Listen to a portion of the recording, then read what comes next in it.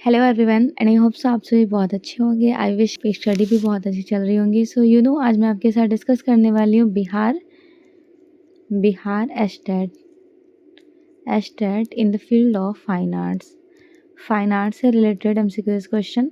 बहुत अच्छे क्वेश्चंस हैं, सारे क्वेश्चंस अच्छे से आप अटेंड कीजिए। After end of the class मुझे कमेंट सेक्शन में कमेंट करना बिल्कुल नहीं भूलिएगा कि आपके कितने क्वेश्चंस करेक्ट हो रहे हैं। आपको पता है बिहार में 2 एग्ज़ाम्स होते हैं स्टेट का, एक paper first and paper second. Paper first में 100 questions related to fine arts and then second paper यहाँ पर डिस्कस किए जाते हैं teaching aptitude and also logical reasoning, environmental science etcetera. तो आप इनको देख लें अच्छे से। अगर आप बिहार एस्टेट का फॉर्म फिल किए हैं, बिहार एस्टेट का अगर आपने फॉर्म फिल किया है तो आप मुझसे क्लासेस प्रोवाइड कर सकते हैं। ओके, बैच न्यू स्टार्ट होने वाला है, आप मुझे कमेंट सेक्शन में कमेंट कर लीजिएगा। एग्ज़ाम की डेट रही थी 11/9/2023, सब्जेक्ट फाइन आर्ट्स। टाइम भी मेंशन किया गया है। कंप्यूटर बेस्ड एग्ज़ाम है। 10 AM मॉर्निंग में एग्ज़ाम हुआ था। 12:30 दैट मीन्स 1.5 घंटे के एग्ज़ाम थे। Subject code 115। Question number first of this screen, कला शब्द का प्रयोग सर्वप्रथम हुआ है। मल्टी टाइम्स मैंने आपके साथ ये क्वेश्चन शेयर किए हैं। सर्वप्रथम ऋग्वेद में। और अगर कला शब्द का यथार्थवादी प्रयोग पूछ लिया जाए तो आपको याद रखना है नाट्य शास्त्र। ठीक है, नाट्य शास्त्र किसका है? Bharat Muni. Okay, 1st century BC। Natya शास्त्र भरत मुनि की है।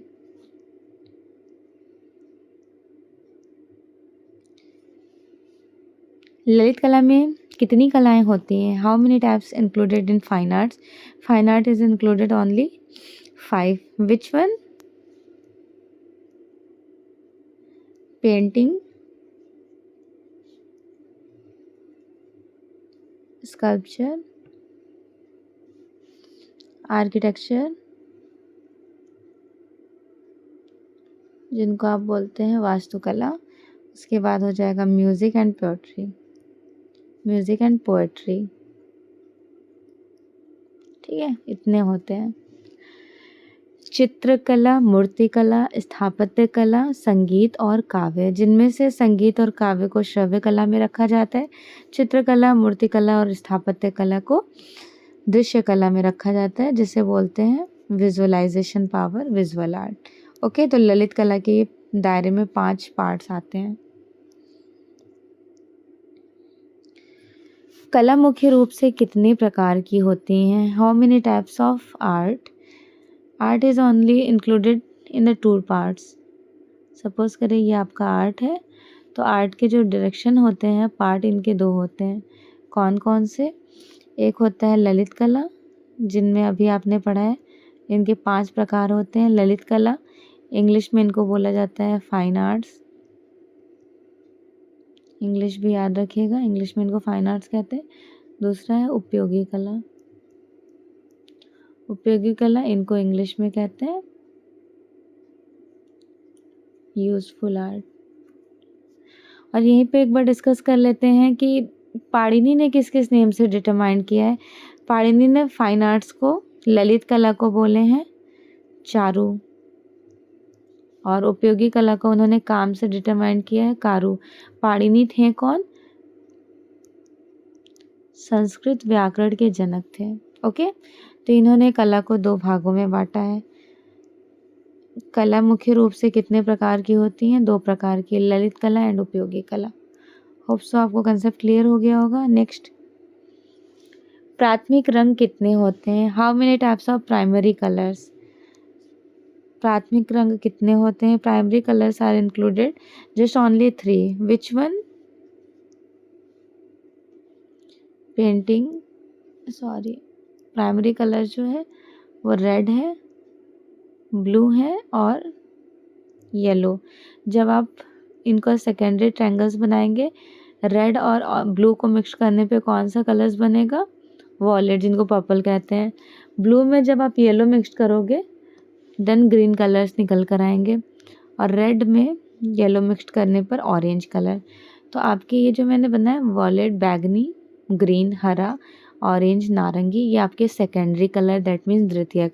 एक प्राथमिक और एक प्राथमिक, one primary and one primary mix to make a secondary colours, and the next one primary and one secondary mix to make a tertiary colour. Which one? Like आप जब वॉलेट में बैगनी में लाल मिलाएंगे तो रेडिश पर्पल कलर बनेगा।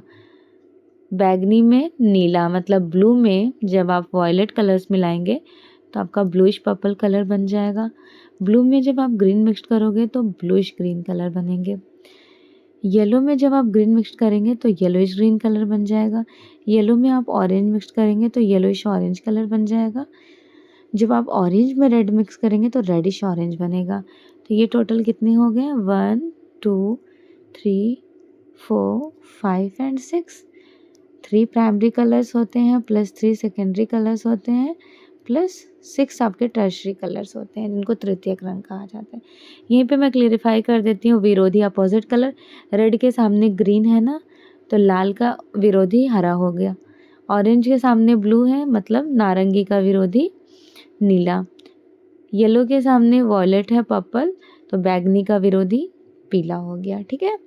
और एक समीपवर्ती रंग पूछा जाता है, तो समीपवर्ती जैसे रेड हो गया, रेडिश पर्पल हो गया और वॉयलेट, ये समीपवर्ती कहे जाएंगे। मतलब एक प्राथमिक एक प्राइमरी होगा और उनके मिलाने से ये दो अलग अलग कलर्स, एक रेडिश ऑरेंज, रेड और ऑरेंज, ये आपका फैमिलियर कलर हो गया। Yellowish green, yellow and green, ये भी फैमिलियर क्योंकि ये तीनों का एक दूसरे से मेल खा रहा है। ब्लू नीला रंग, नीला ब्लूइश पर्पल और ब्लूइश ग्रीन, ये तीनों भी फैमिलियर कलर्स। तो इस तरह से ये एक दूसरे से जो मैच खा रहे हैं वो फैमिलियर कलर्स हो जाते हैं। तेल रंग में किसका यूज़ किया जाता है? तो मोस्टली जो ऑयल कलर्स होते हैं उसमें आप लिंसीड ऑयल का यूज़ करेंगे ना, लिंसीड ऑयल। अब ऑप्शन में लिंसीड ऑयल तो है नहीं, इनको हिंदी में कहते हैं अलसी का तेल, तो ऑप्शन में बिल्कुल है अलसी का तेल।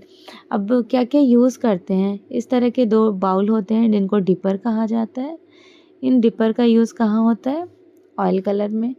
इस तरह के पैलेट होते हैं, ठीक, यहाँ पे डिपर को कंबाइन कर दिया जाता है। और ब्रशेस कौन से होते हैं? तो ब्रशेस आपको ध्यान रखना है, यहाँ पर हॉग हेयर ब्रश का यूज़ किया जाता है। और प्रोसेस कैसा होता है? डार्क टू लाइट, गाढ़े से हल्के की तरफ।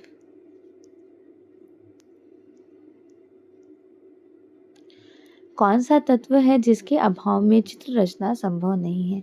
ऐसे कौन से एलिमेंट्स हैं without help of these elements आप पेंटिंग्स नहीं कर सकते हैं? तो सबसे पहले एलिमेंट्स ऑफ आर्ट होते कितने हैं? फर्स्ट ऑफ ऑल आपको पता होना चाहिए फंडामेंटल्स ऑफ आर्ट।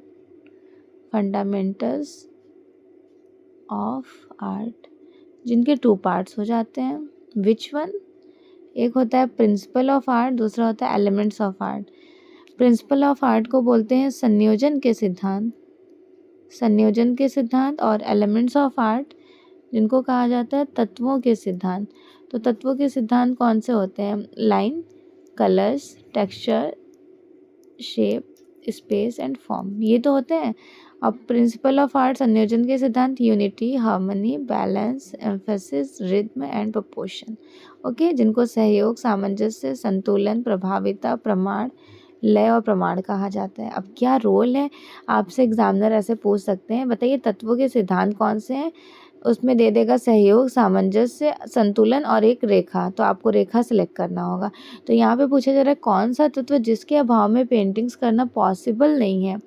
तो without help this points paintings आप नहीं कर सकते हो।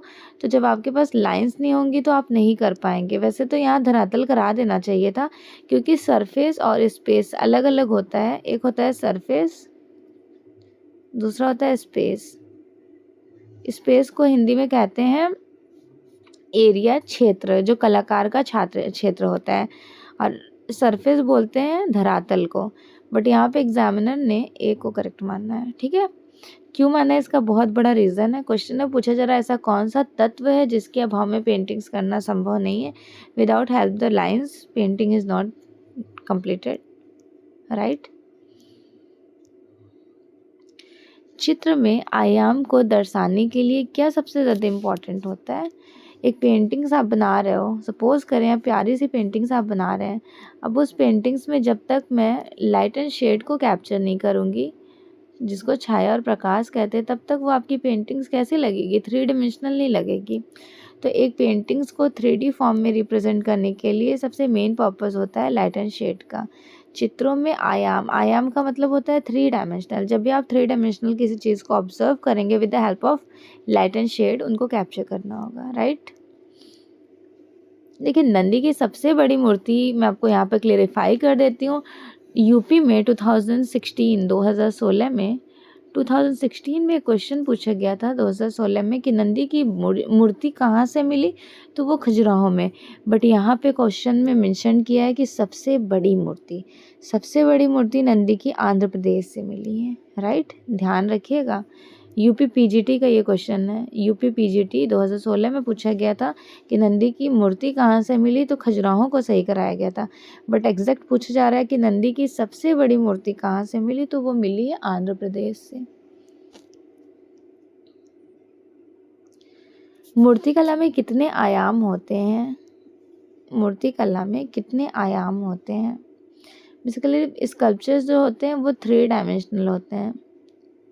3 डायमेंशनल क्यों होते हैं, क्योंकि आप चारों तरफ से इनको विजिट करके देख सकते हो 3D, ओके।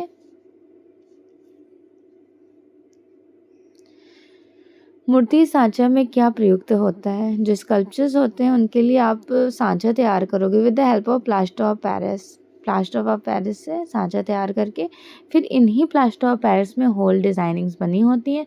उनमें आपको ब्रॉन्ज में, क्ले में, वैक्स में, जैसे भी मोल्ड करना हो आप मोल्ड कर सकते हैं। निम्न में से कौन सी कला चाक्षुष। सबसे पहले तो आपको ये पता होना चाहिए चाक्षुष कहते किसको हैं, तो ये विजुअलाइजेशन पावर को कहते हैं। विजुअलाइजेशन क्या होता है, जो आप अपने आँखों से देख सकते हैं। तो विजुअलाइजेशन पावर आपका यहाँ पेंटिंग भी, आँखों से आप पेंटिंग्स को भी देख सकते हो, स्कल्पचर्स को भी, और architecture. So all of the above, इनमें से सभी को करेक्ट करना होगा क्योंकि चित्रकला, वास्तुकला और शिल्पकला तीनों ही करेक्ट है। खजुराहो में चतुर्भुज मंदिर किन शासकों के द्वारा बनवाए गए थे। चतुर्भुज स्कल्पचर्स, चतुर्भुज जो है ये चंदेल शासकों के टाइम का है। खजुराहो का अगर आपसे एग्जामिनर टाइम पूछ लें तो आपको याद रखना है 950 से लेकर 1050 ईस्वी तक का टाइम में ध्यान रखिएगा। इसी तरह से एग्जामिनर ने पूछे थे, ईस्वी होगा ये ईसा पूर्व, तो करेक्ट आंसर है ईस्वी, ओके। बराबर की गुफाएं किस ज़िले में स्थित है।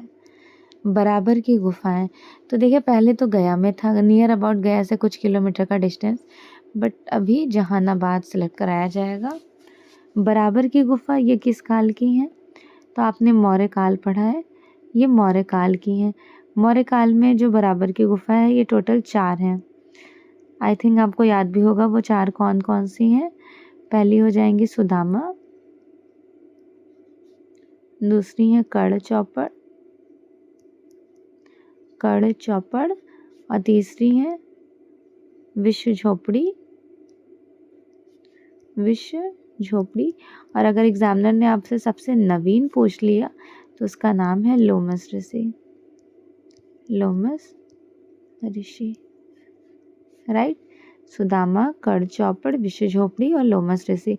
टोटल नंबर ऑफ केव्स 4 हैं, 4। सुदामा सबसे प्राचीन कही जाती हैं और लोमस ऋषि जो है ये सबसे नवीन गुफा है। बराबर की ये 4 गुफाएं हैं। बराबर है कहाँ, तो बराबर की पहाड़ी पर ये 4 गुफाएं स्थित हैं, मौर्य काल की हैं। मूर्तिकला की मुख्य टेक्निक्स कौन सी थी। स्कल्पचर्स जो होते हैं उनकी मेन टेक्निक्स, नक्काशी आप कर सकते हो, उनको कंपोस्ट कर सकते हो, ये करेक्ट है। मॉडलिंग भी कर सकते हो, कास्टिंग भी, ये भी करेक्ट है।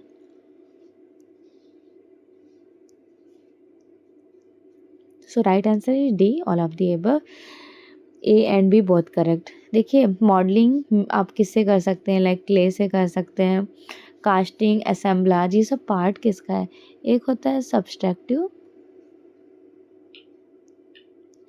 दूसरा होता है एडिटिव। अब ये दोनों में क्या डिफरेंस है? सब्सट्रैक्टिव जो है ये वैकल्पनात्मक है, एडिटिव जो है ये योग्यात्मक है।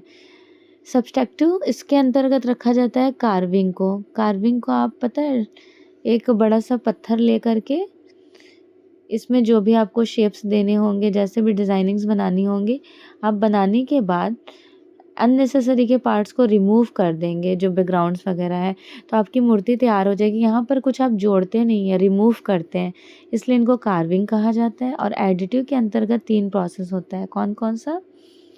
एक तो आपका मॉडलिंग हो गया, दूसरा आपका कास्टिंग हो गया और तीसरा आपका असेंबलाज। यहाँ पर क्या करना होता है? एक ज़ीरो से, एक शून्य से चीज़ों को जोड़ जोड़ के पूरी स्कल्पचर्स को तैयार की जाती हैं। आई थिंक अब आपका कंसेप्ट क्लियर हो गया होगा ना। सब्सट्रैक्टिव मतलब वैकल्पनात्मक, एडिटिव मीन्स योग्यात्मक, हिंदी में इनको कहते हैं। एडिटिव का मतलब हुआ ऐड करना, तो बस आप इससे भी याद कर सकते हैं। इनमें से कौन सी बिहार की लोक कला है?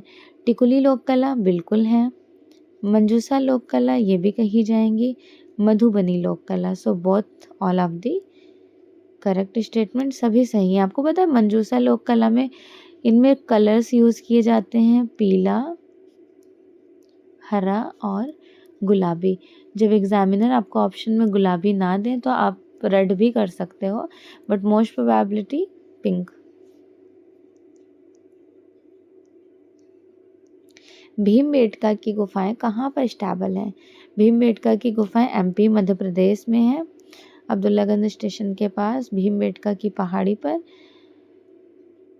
2003 में इनको यूनेस्को में सम्मिलित किया गया। 1958 में उज्जैन यूनिवर्सिटी के प्रोफेसर वीएस वाकड़कर ने खोज किए थे, राइट। वीएस वाकड़कर ने, कौन है ये? उज्जैन यूनिवर्सिटी के ये प्रोफेसर हैं। भीमबेटका की पहाड़ी पर स्टेबल टोटल 600 केव्स हैं, 275 यहाँ पे पेंटिंग्स मिली हुई हैं। पेंटिंग्स को 2 पार्ट्स में, 2 स्तर में डिवाइडेशन भी मिलता है। आदिम कला का मेन सब्जेक्ट्स मैटर क्या है? आदिम कला जिनको प्रिमिटिव आर्ट कहते हैं। आपको पता है प्रिमिटिव आर्ट मतलब शिकार के दृश्य चित्र तो मिले हैं, बट वहाँ पे राधा कृष्ण का कोई रोल नहीं था, और पशुओं की विभिन्न अवस्थाओं को भी चित्रित किया गया था। A and C both correct. आदिम कला सर्वप्रथम कहाँ पर पाई जाती हैं? अल्तामिरा, लेस्को, लेस्कम्बरेली या फिर फोंदगाम। तो ये सभी गुफाएं जो हैं, लेस्को गुफा है, लेस्कम्बरेली, फोंदगाम यूरोप की, और अल्तामिरा भी ये स्पेन की हैं। 1879 में मारिया सांतोला ने इसकी खोज की। निम्न में से कौन सा क्राफ्ट की श्रेणी में नहीं आता है? कौन सा क्राफ्ट की श्रेणी में नहीं आता है? आर्ट एंड क्राफ्ट, सॉरी आता है। तो आर्ट एंड क्राफ्ट में इंक्लूडेड आपका हो जाएगा सिक्की और पेपर मैशी। अब पेपर मैशी क्या होता है? तो ये एक अंडे की कैरेट या फिर कोई कागज़ को आप एक बकेट में डाल के, पानी में डाल के अच्छे से भिगो दीजिए, 1 दिन छोड़ दीजिए, एकदम सॉफ्ट हो जाएगा। फिर इसको अच्छे से मैश करके बाहर निकालिए, फिर इसमें मिक्स्ड कीजिए चॉक पाउडर, मुल्तानी मिट्टी जो है वो चिकनाहट देता है, और सरेस क्या होता है? जिसको बबुल का गोंद कहते हैं। इन सभी को अच्छे से मिक्स्ड करके आटे की तरह गूंथना होता है, तो पेपर मैशी बिल्कुल रेडी होकर आ जाती हैं। फिर आप जिस भी तरह से इस पेपर मैशी से स्कल्पचर्स को बना सकते हैं। ओके। आदिम कला के रूप में मनुष्य की कौन सी कला चिन्हित की गई थी? आपको पता है आदिम कला दैट मीन्स प्रिमिटिव आर्ट। तो आपको खुद भी पता होगा कि जो प्रिमिटिव आर्ट है, आदिम कला, वो स्टार्टिंग टाइम ड्यूरेशन में भित्ति चित्रण तो जोगी महाराज से शुरुआत हुई थी, ठीक है। तो मोस्ट प्रोबेबिलिटी कहा जाता है कि शुरुआत में भित्ति चित्र बनाए गए थे, नकल अभिनय का भी रोल था, और मूर्तियाँ। तो यहाँ पर डी आंसर को करेक्ट माना गया है, इनमें से सभी। नाट्यशास्त्र के रचयिता कौन है? भरत मुनि। ओके, भरत मुनि इज द फाउंडर ऑफ नाट्य शास्त्र, फर्स्ट सेंचुरी बीसी का कहा गया। मंजूषा कला में सामान्यतः कौन से कलर्स को यूज किए जाते थे?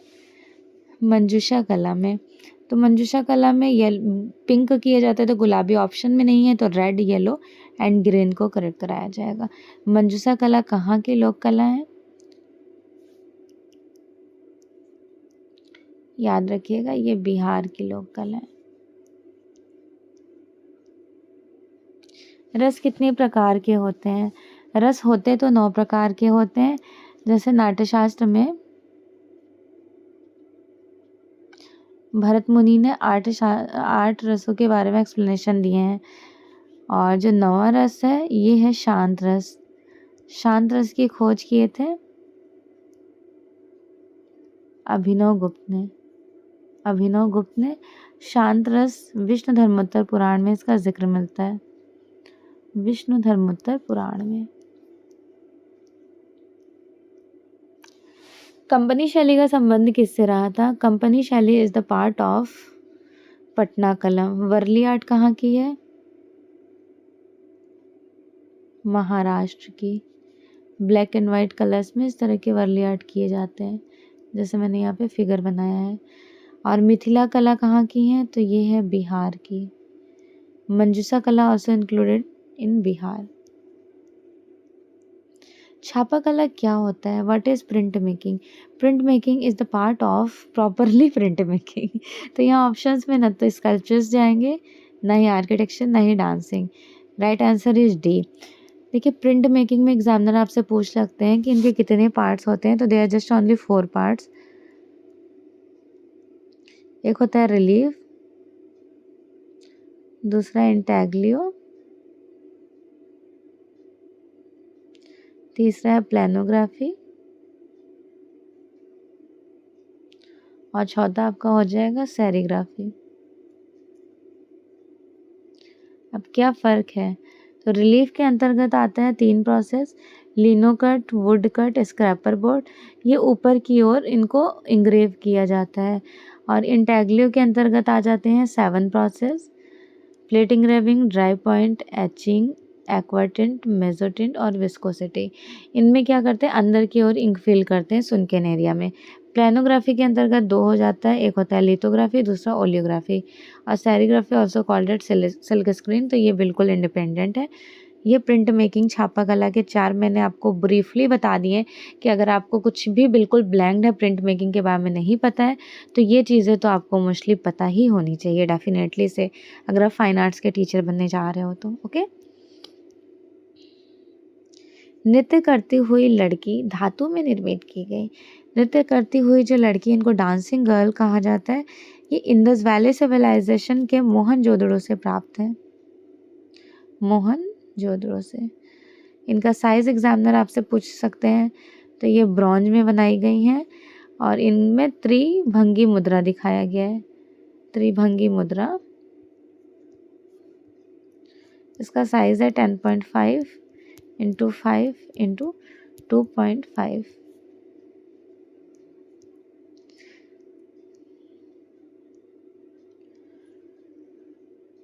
वॉश चित्र पद्धति के जन्मदाता कौन कहे जाएंगे? Founder of the wash technique. Wash technique water colour से की जाती है, राइट। फाउंडर अवनीनाथ टैगोर हैं, बंगाल स्कूल के ये फाउंडर कहे जाते हैं। 1895 से लेकर 1920 तक का बंगाल स्कूल का टाइम है।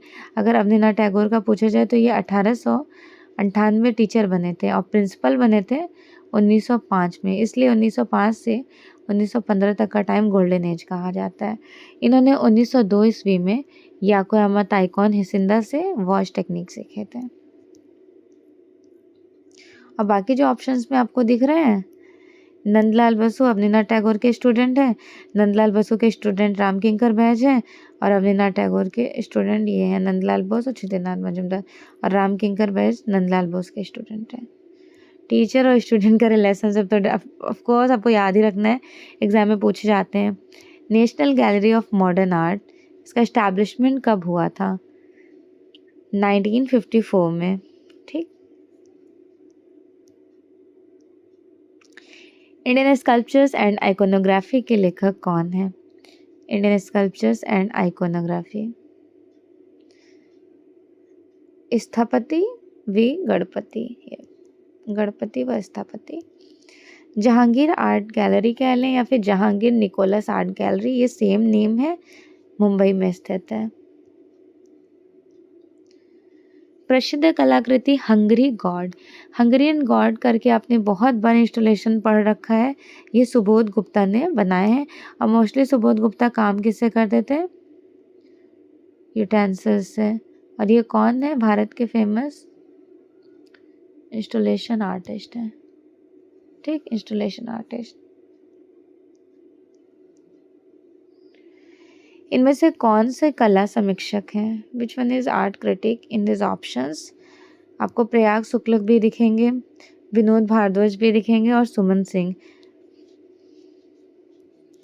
तो यहाँ पे ऑल ऑफ दी एबव सही हो जाएगा, इनमें से सभी। रंग प्रसंग प्रयाग शुक्ल का याद होगा, अशोक भौमिक का भी, बहुत सारे बुक्स हैं इन लोगों के। बिहार म्यूजियम का इस्टेब्लिशमेंट कब हुआ था? बिहार म्यूजियम का इस्टेब्लिशमेंट हुआ है 2015 में। राष्ट्रीय ललित कला एकेडमी न्यू दिल्ली का इस्टेब्लिशमेंट कब हुआ? राष्ट्रीय ललित कला एकेडमी न्यू दिल्ली का इस्टेब्लिशमेंट हुआ है 1954 में। इसके फर्स्ट अगर अध्यक्ष पूछ लिया जाए तो आपको पता होना चाहिए, famous sculpture artist D P Roy Chowdhury थे। और एग्जामिनर अगर आपसे पूछ लें राष्ट्रीय ललित कला एकेडमी का इस्टेब्लिशमेंट उद्घाटन मुल्क राज आनंद। जवाहर कला केंद्र का इस्टेब्लिशमेंट कहाँ पर हुआ था? जवाहर कला केंद्र जयपुर में है, जवाहर कला केंद्र। उपेंद्र महारथी शिल्प अनुसंधान कहाँ पर स्थित है? उपेंद्र महारथी शिल्प संस्थान is located in Patna.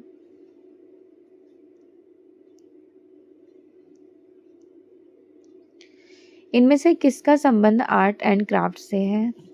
Art and craft से देखिए पूछे जा रहा है ना, तो दिल्ली हाट, चांदनी चौक, लाला लाजपत नगर या फिर Sarojini market. Art and crafts के जो मटेरियल या फिर संबंध कहा जाएगा दिल्ली हाट। ठीक है, दिल्ली हाट से है। राष्ट्रीय ललित कला एकेडमी, जिनको इंग्लिश में बोलते हैं, ऑफ कोर्स ललित कला academy is also very popular. New Delhi में इसका इस्टेब्लिशमेंट कब हुआ था? 1954 में। अगर पूछ लिया जाए वेलकम किसने किया, लाइक उद्घाटन, तो आपको याद रखना है मौलाना अबुल कलाम। ठीक है, और सेकेंडरी इसके अध्यक्ष कौन थे? डीपी रॉय चौधरी। डीपी रॉय चौधरी एक फेमस मूर्तिकार हैं।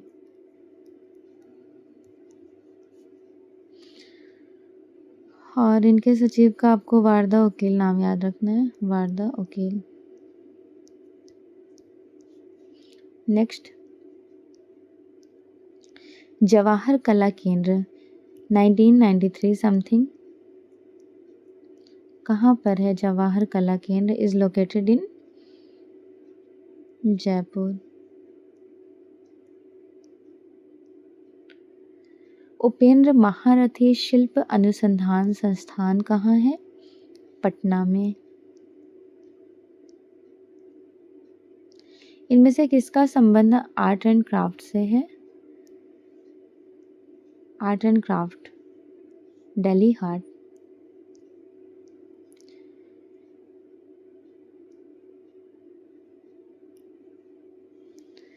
सेरेंडिपिटी आर्ट फेस्टिवल किस शहर में सेलिब्रेट या फिर आयोजित किया गया था?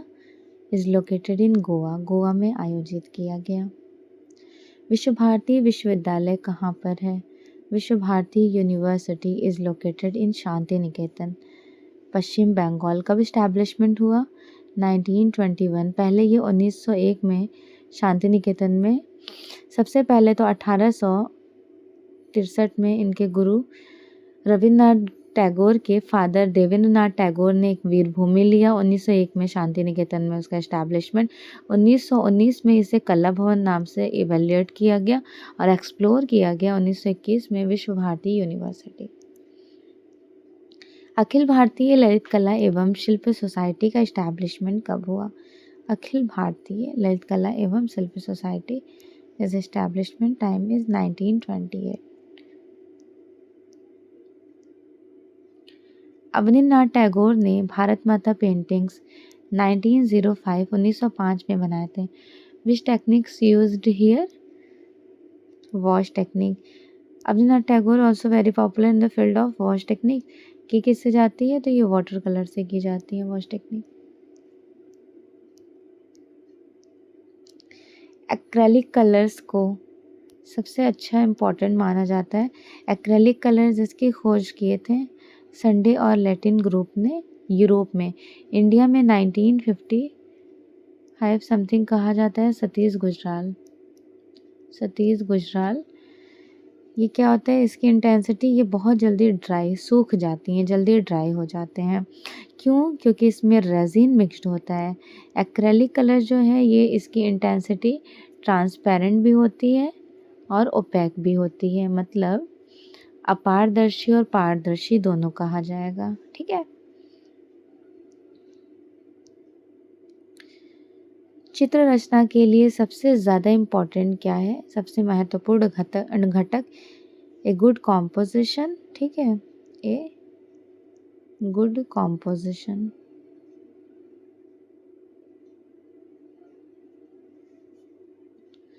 अच्छा रेखांकन तो होना चाहिए, रूप और तान सभी निकल कर आए, ये सभी होने चाहिए।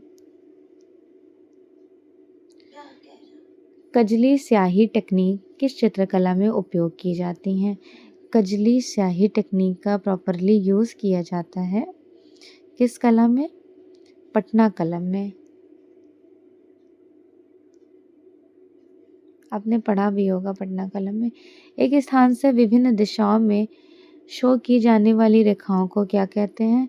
सपोज करें मैंने एक यहाँ पे ट्यूबलाइट जला दी है, फिर सनलाइट, तो सनलाइट का रिफ्लेक्शन कहाँ कहाँ जाता है?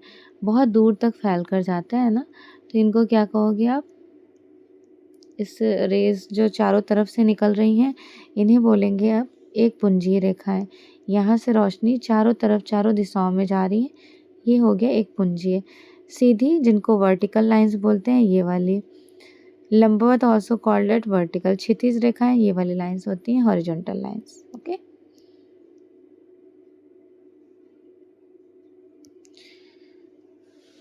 अलंकरण के लिए किस प्रकार की रेखा का सबसे ज़्यादा यूज़ किया जाता है? लचीली, सरल, कठोर या फिर आड़ी। जब भी आप किसी फ्लोरल पैटर्न्स या फिर कोई डिज़ाइनिंग्स को कैप्चर कर रहे होंगे उसमें लचीली रेखाएं होना कंपलसरी है। Iconography is a terms included the प्रतिमा विज्ञान। ये यूजीसी नेट में 3 to 4 टाइम्स रिपीटेड क्वेश्चन है।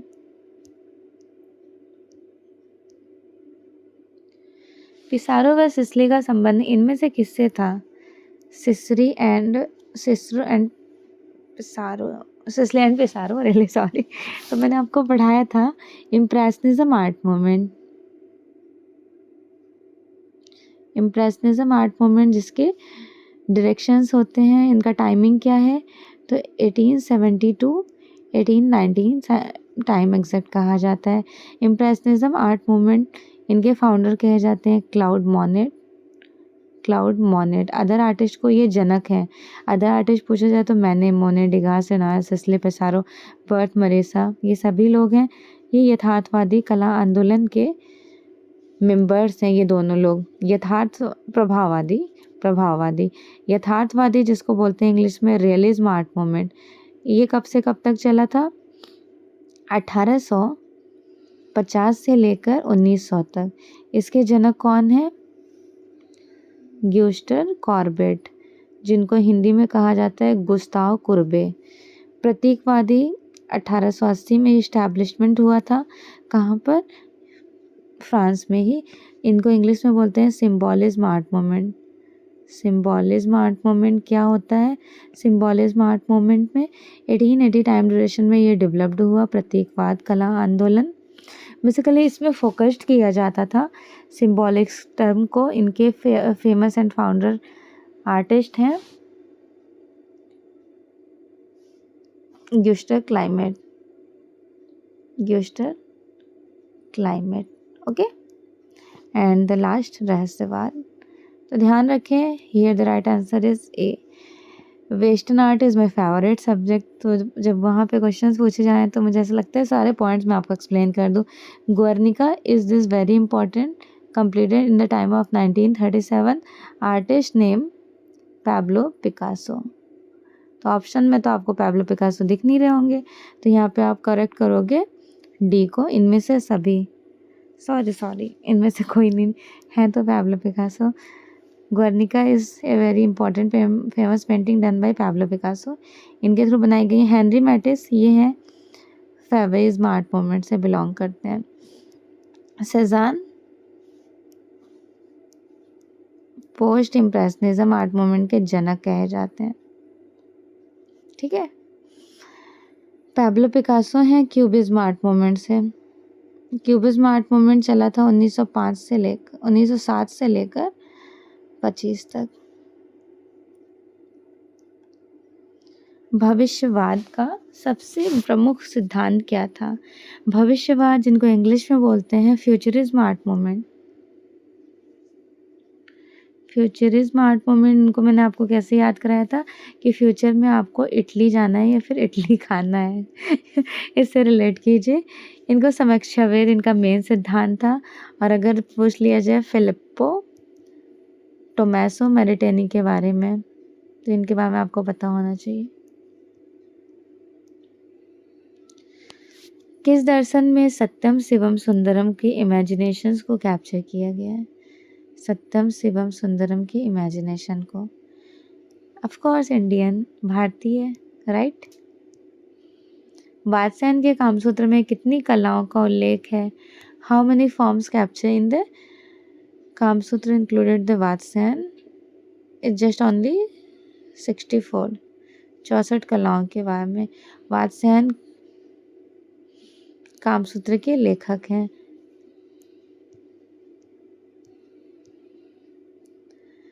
कला सत्य की अनुकृति है। इंग्लिश में कहते हैं इस स्टेटमेंट को, art is an imitation of imitation.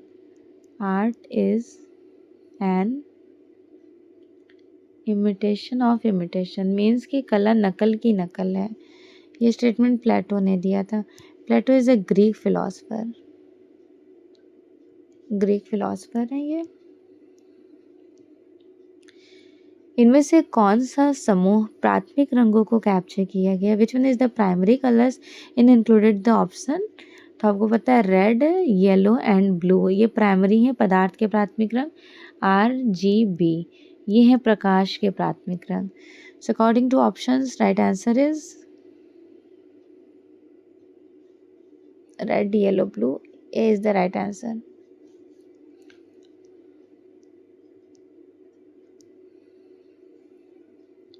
Next, इनमें से कौन सी दृश्य कला के तत्व हैं? दृश्य कला में क्या क्या है? आपको मैंने अभी बताया था elements of art. Elements of art में आप क्या करते हो? सबसे पहले आप सरफेस को लेते हो, जिसको आप इंग्लिश में सरफेस कहेंगे, हिंदी में अंतराल कहेंगे। फिर इस अंतराल को लेने के बाद इस पर आप ड्राइंग करते हैं, राइट। तो आपको जो भी अच्छा लगता है आप ड्राइंग करते हैं with the help of lines. रेखा की मदद से आप ड्राइंग कर रहे हैं, ठीक है। जब आपने रेखा की मदद से इस पर ड्राइंग कर लिया, फिर उसके बाद आप इसमें कलर्स फिल करोगे, मतलब रंग भरोगे। सबसे पहले आपने अंतराल लिया, फिर उसमें रेखा से कुछ स्केचिंग्स की।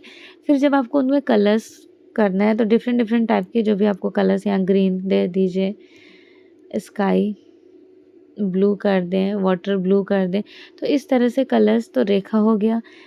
स्पेस लिया, लाइंस ड्राइंग की, कलर्स फिल किए। फिर उसके बाद एक आपको लाइन के बाद एक शेप निकल कर आया था, शेप में ही तो कलर्स फिल किया आपने। फिर कलर्स फिल करने के बाद आपको टोनल वैल्यू दिखाई दी, लाइट और मिडल और डार्क टोन। फिर लास्ट में आपको टेक्सचर शो होता है। तो ये पेंटिंग्स करने का एक एलिमेंट्स, एक तरीका आपको बताता है फंडामेंटल्स ऑफ आर्ट का, एलिमेंट्स ऑफ आर्ट। तो इसमें रंग भी हैं, रूप भी हैं, रेखा भी हैं, आकार भी हैं, स्थान भी हैं, बनावट भी हैं। सो ऑल ऑफ द एबव, उपयुक्त में से सभी। अगर आपसे पूछ लिया जाए कि तत्वों के सिद्धांत कितने होते हैं, तत्वों के सिद्धांत 6 होते हैं। रंग, रूप, रेखा, आकार, स्थान और बनावट। संयोजन के सिद्धांत कितने होते हैं, तो संयोजन के भी सिद्धांत 6 होते हैं। कौन कौन से? Unity, harmony, balance, emphasis, rhythm and proportion. मतलब सहयोग, सामंजस्य, संतुलन, प्रभाविता, लय और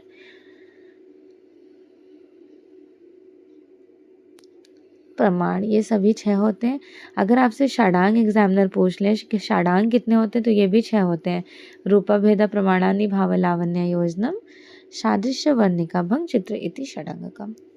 नेक्स्ट, इनमें से कौन सी दृश्य कला के सिद्धांत नहीं है? दृश्य कला जिसको आप विजुअलाइजेशन पावर अपनी आंखों से नहीं देख सकते हैं। आप बैलेंस को देख सकते हैं, लय और गति को देख सकते हैं, एकता और विविधता को, या फिर हाव और भाव को। संतुलन को देखा जा सकता है पेंटिंग में, मूवमेंट, गति को भी देखा जा सकता है, एकता और विविधता, अनेकता को भी देख सकते हैं, बट हाव भाव थोड़ी नहीं देख सकते हैं। हाव भाव तो एक एक्सप्रेशन होता है, ये एक्सप्रेशन से फील कर सकते हैं ना कि उनका एक्सप्रेशन कैसा था, इनका कैसा था। So D is the right answer according to options. कला में प्रमाण का क्या तात्पर्य होता है? प्रमाण एक्चुअल मेजरमेंट बताता है। फॉर एग्जाम्पल, आप किसी का कोई फिगर से ड्रॉ कर रहे हैं कुछ भी, तो आपको प्रमाण एक मेजरमेंट बता रहा है कि अच्छा आपको इस तरह से बैलेंस करना है, ऐसे बनाना है। सही अनुपात बताता है, एक right directions according to proportion. निम्नलिखित में से कौन से षडंग के हिस्से नहीं हैं? रूपा भेदा प्रमाणानि भाव लावण्य योजनम, सादृश्य वर्णिका भंग चित्र इति षडंगकम। रंग is the part of elements of art.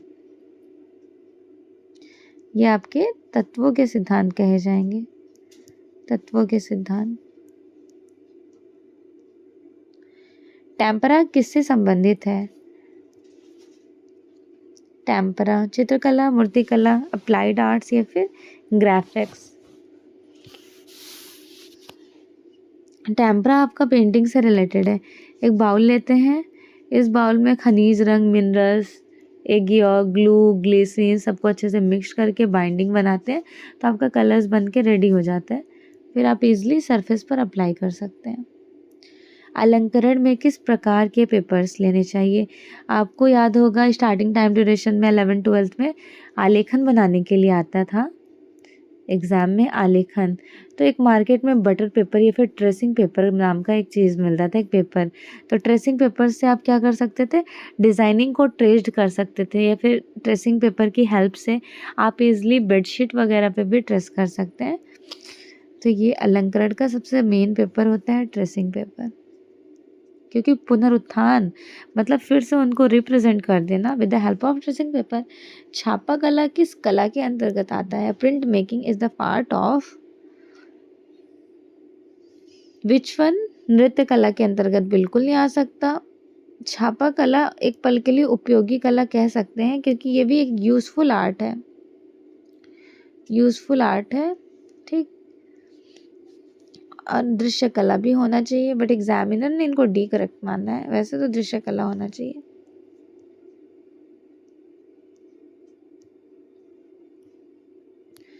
छापा कला कितने प्रकार के होते हैं? तो मैंने आपको शुरू में बता दिया था कि 4 प्रकार के होते हैं, बट ऑप्शंस में तो 4 है नहीं, तो नियर अबाउट आपको तो सिलेक्ट करना ही होगा। तो देयर आर जस्ट ओनली 3 है।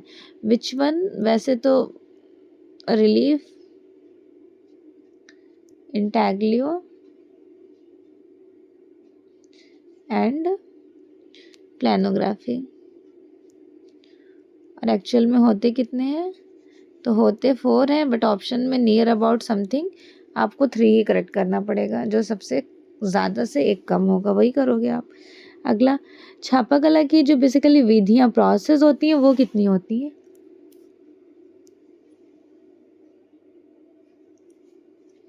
Relief methods, intaglio and planography. Relief के अंतर्गत आ जाता है लिनो कट, वुड कट और स्क्रैपर बोर्ड। स्क्रैपर बोर्ड अभी रिसेंटली थोड़े ज़्यादा पुराना नहीं है स्क्रैपर बोर्ड। और इंटेग्लो के अंतर्गत plate engraving, dry point, etching, aquatint, mezzotint and viscosity. और प्लानोग्राफी के अंतर्गत आ जाएगा lithography and oleography. So all of the above right answer. जब आप ग्रीटिंग कार्ड्स या फिर निमंत्रण कार्ड या फिर बिजनेस कार्ड्स के प्रिंटिंग में यूज़ करते हैं तो कौन से इंक? थर्मोग्राफी। आपको पता है ग्रीटिंग कार्ड्स या फिर इनविटेशन कार्ड घर पर आता है तो गणेश जी बने हुए होते हैं, आपने देखा होगा। तो गणेश जी इस तरह करके बनाए जाते हैं, उनमें थोड़ी सी स्पार्कलिंग लगाई जाती हैं, तो वो थर्मोग्राफी की हेल्प से। और फ्लैक्सोग्राफी क्या होता है? तो आप पैकेजिंग देखे हैं, पैकेजिंग जैसे मिल्क का पैकेट हो गया या फिर कोई भी एडवर्टाइजमेंट पैकेट, तो मिल्क के पैकेट पे क्या सब कुछ यहाँ पे लिखा हुआ होता है। तो वो जो इंक यूज़, मिल्क का जो पैकेट होता है वो सॉफ्ट होता है, थोड़ी ग्लॉसरी टाइप में।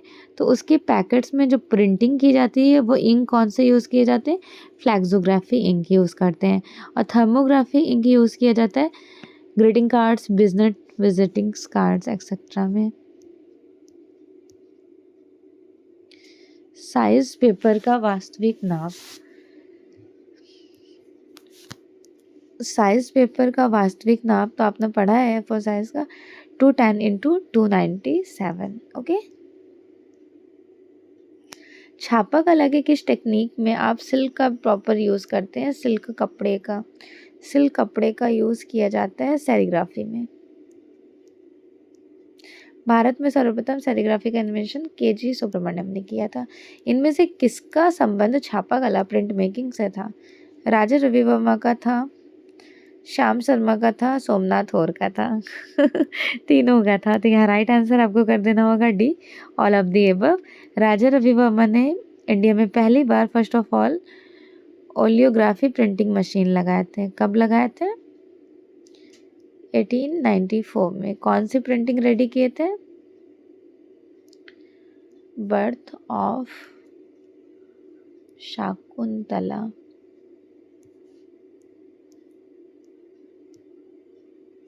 फोटोग्राफी किस कला के लिए सबसे ज़रूरी होता है? फोटोग्राफी आप सबसे ज़्यादा इम्पोर्टेंट किसके लिए होता है? सिनेमा, मूर्तिकला, नाट्यकला या चित्रकला? सबसे ज़्यादा इम्पोर्टेंट होता है फोटोग्राफी सिनेमा, मूवीज़, एडवर्टाइजमेंट वालों के लिए। डिजिटल फोटोग्राफी का क्रोनोलॉजिकल ये सीक्वेंस, ये आपको पता है 2016 में पूछा गया क्वेश्चन है यूजीसी नेट में, यहाँ पे रिपीटेड हुआ है। तो सबसे पहले आपको क्या करना होता है? शूटिंग करना होता है। ठीक, शूटिंग करने के बाद आप क्या करोगे? डाउनलोडिंग करोगे, फिर उसमें एडिटिंग करोगे, लास्ट में एंड में आप प्रिंटिंग निकालोगे। Right answer is C according to options. विश्व फोटोग्राफी दिवस, वर्ल्ड फोटोग्राफी डे कब सेलिब्रेट किया जाता है? 19 ऑफ अगस्त का संबंध फोटोग्राफी से नहीं है। तो मेंशन किया गया है कि फोटोग्राफी से किसका संबंध नहीं है। ऑप्शन में देखें कि एक फोटोग्राफी में फिल्म, शटर और लेंस का यूज़ होता है, बट स्कल्पचर में सांचा का यूज़ किए जाते हैं ना, तो यहाँ पर सांचा नहीं होगा। ओके। जीव जंतुओं की फोटोग्राफी को क्या कहा जाता है? एनिमल्स फोटोग्राफी को कहते हैं वाइल्ड लाइफ फोटोग्राफी। फोटोग्राफी के संदर्भ में एचडी का क्या अर्थ होता है? HD means high definition. कहते हैं उनका एचडी क्वालिटी कैसा है, हाई डेफिनेशंस कैसे हैं। राइट। समकालीन कला किसे कहते हैं? What is contemporary art? Contemporary art means present of art. मेरे बीएफए एग्ज़ाम में पूछा गया था what is the contemporary art, that means contemporary art is the present of art. तो 20वीं शताब्दी के उत्तरार्ध से लेकर वर्तमान समय की कला। ऐसे से क्वेश्चन देख के मुझे याद आ गया, ये मेरे 2014 के एग्ज़ाम्स में पूछे गए क्वेश्चन है।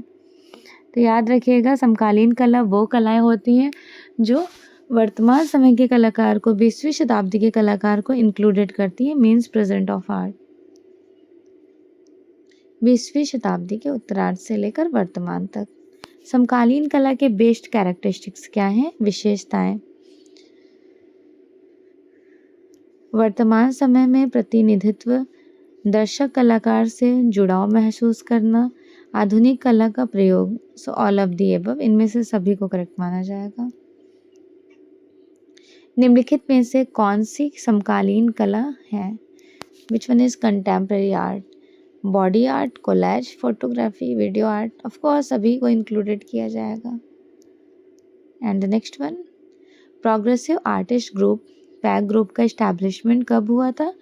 1947-48 समथिंग, जिसके फाउंडर कहे जाते हैं FN सूजा और जनक हैं FN सूजा। And the next is that thing is that अगर अदर आर्टिस्ट पूछ लिया जाए तो आपको ध्यान रखना है रज़ा, आरा, बाकरे, हुसैन। बाकरे जो थे ये स्कल्पचर आर्टिस्ट थे, मूर्तिकार। इनमें से समकालीन भारतीय चित्रकार कौन थे? Which one is contemporary artist? Husain भी थे, BC सान्याल भी, K Madhav Husain. Right answer is D, K Madhav Menon भी। Santhal family is very important sculpture done by which artist? Ram Kinkar Baij is these sculptures done in the time of 1938. Which material used in the Santhal family? Ram Kinkar Baij ने बनाए थे cement और concrete में, cement and concrete. Presently कहाँ पर है? Santhal family है शांति निकेतन में। एक क्वेश्चन इनसे रिलेटेड पूछा जाता है कि इसमें टोटल कितने फिगर्स को ऐड किया गया है? तो वैसे तो 4 हैं बट डॉग को इंक्लूडेड करके 5 हो जाता है। भारतीय कलाओं की विशेषताएं कौन सी हैं? इंडियन आर्ट के कैरेक्टरिस्टिक्स। आपको संस्कृति की संवाहिका को भी देखने को मिलेगा, सौंदर्य अनुभूति को, धार्मिकता और आध्यात्मिकता। सो ऑल ऑफ दी अबव, इनमें से सभी करेक्ट हो जाएंगे। निम्नलिखित में से कौन सी भारतीय मूर्तिकला की शैली है?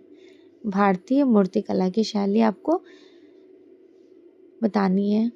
मथुरा शैली भी है, अमरावती भी है और Gandhara. All of the above, इनमें से सभी भारतीय मूर्तिकला की शैलियाँ हैं। नेक्स्ट, भारतीय चित्रकला के इतिहास में जोगीमारा गुफा का जिक्र होता है। यह गुफा कहाँ पर स्टेबल है? Jogimara caves is included the space of Chhattisgarh. Surguja रियासत बिकम 2001 इन इंक्लूडेड छत्तीसगढ़। गीत गोविंद चित्र रिप्रेजेंट किया गया था। गीत गोविंद जयदेव की है और ये वैसे तो देखिए बसौली शैली में बनाई गई थी। बसौली शैली में कलाकार का नाम था मानको, बट ऑप्शन में तो आपके बसौली है नहीं, तो नियर अबाउट आपको सही करना होगा, तो कांगड़ा सही हो जाएगा। Basohli and Kangra the both is the part of पहाड़ी स्कूल। पहाड़ी स्कूल के पार्ट है। बसौली सबसे प्राचीन है और कांगड़ा सबसे सर्वश्रेष्ठ। मधुबनी शैली का जन्म किस स्थान पर हुआ था? मधुबनी जितवनपुर बिहार में। मुगल शैली की नींव किसने रखी थी?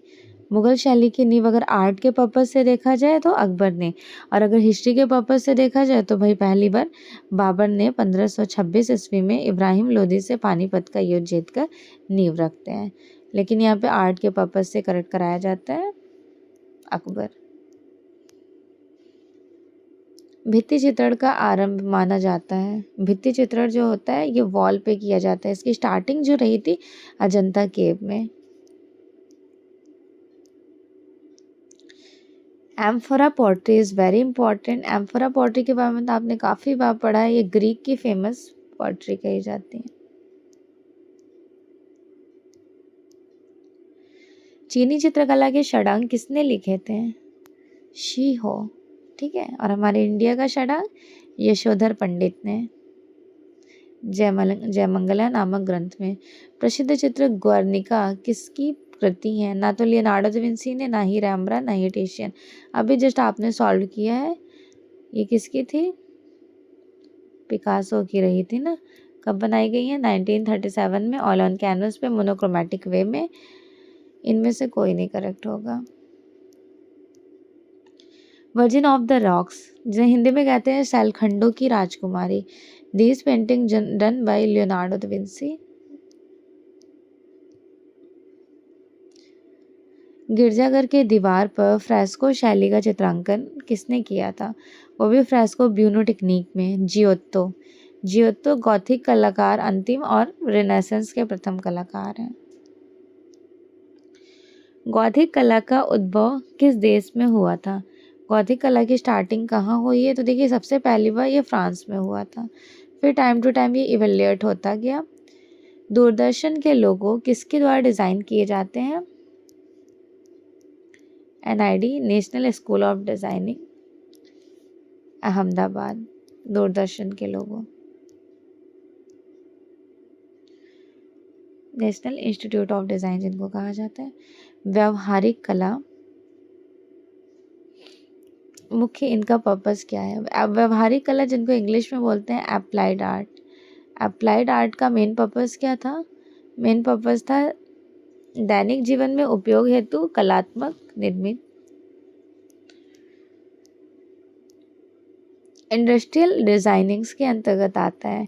इंडस्ट्रियल डिजाइनिंग्स के अंतर्गत आते हैं कार निर्माण, मोबाइल और telephone, all of the above. Industrial मतलब जो इंडस्ट्रीज कंपनियां आज बनाती हैं। निम्न में से कौन से ग्राफिक विधा नहीं है? Would cut is the part of graphic, ये आपका रिलीफ का पार्ट है, ठीक है। Etching is the part of intaglio, ये आपका इंटैग्लियो का पार्ट कहा जाएगा। Engraving is the part of also included the relief. Olin glass, ये आपके प्रिंट मेकिंग में ऐसा कोई टर्म्स देखने को नहीं मिला होगा आपको। व्यवहारिक कला का मेन पर्पस क्या है? What is the main purpose of applied art? Applied art furnitures बनाए जाते हैं, jewelleries and pottery, all of the above, इनमें से सभी को करेक्ट करना होगा। व्यवहारिक कला को इंग्लिश में आप क्या कहोगे? ऑफ कोर्स अप्लाइड आर्ट कहेंगे। फाइन आर्ट्स मीन्स ललित कला, विजुअल आर्ट मीन्स दृश्य कला, परफॉर्मिंग आर्ट्स मीन्स नृत्य कला। व्यवहारिक कला का मेन पर्पस क्या होता है? इनका मेन पर्पस होता है एक आधुनिक कला। Applied art is a modern and also contemporary.